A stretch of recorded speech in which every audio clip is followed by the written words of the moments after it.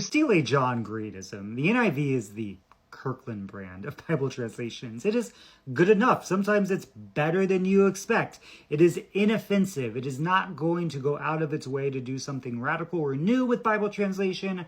And sometimes that's really frustrating. It can be, lots of Bible translations are this way. They're very slow to adapt to discoveries in linguistics and our understanding of Hebrew and Aramaic and Greek, and therefore can stick for a long time with old ways of doing translation, which are just inaccurate. And this is understandable. There's some history behind this. Back in the early 2000s, the NIV came out with a revision called Today's NIV, the TNIV, which is kind of popular when I was an undergrad.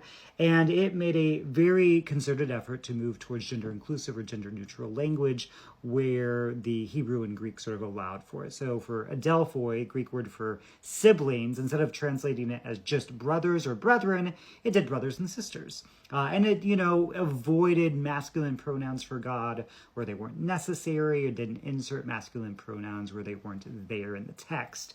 And of course, because Christians love to get pissed off about everything, people like John Piper and the Young Restless Reformed crowd at the time got all up in arms about the NIV no longer being trustworthy and going liberal and all that sort of stuff. So they backed up and came out with the 2011 revision of the NIV, which still had some gender inclusivity or gender neutrality to its translation philosophy, but not as much as the TNIV. And that's generally my issue with the NIV. I think it is fine. It's inoffensive. It rarely leads you horribly off in the wrong direction, but often doesn't make the choices it needs to.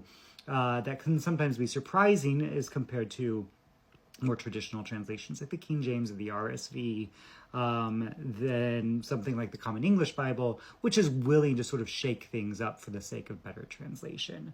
And so it's fine. It's fine. I don't really have any problems with that. I'll do a video at some point about how the NIV and other translations variously translate in the New Testament the word for works, and try to avoid any sense that we are saved by works righteousness, and therefore lead readers. It's a committee-driven translation, so it's ecumenical. It's going to have a variety of scholars from different Christian traditions, men and women, and it is trying to strike a balance between dynamic versus formal equivalence, what you may have heard as thought for thought or word for word, and it's trying to strike a balance between the two.